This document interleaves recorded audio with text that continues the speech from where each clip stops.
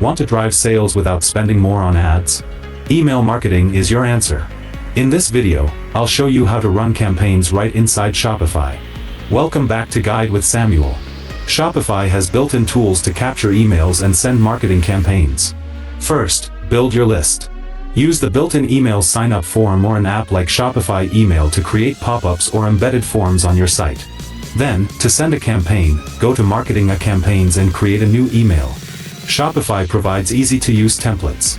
You can write your subject line, add your products, and schedule it to be sent to your entire list or a specific segment. A crucial pro tip: don't just blast "buy now" emails.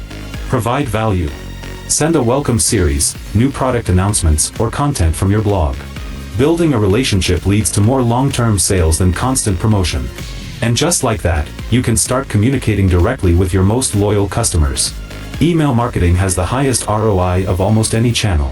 What's your go-to strategy for growing your email list? For your final question, subscribe for our next video on how to integrate Google Shopping with Shopify. Thanks for watching.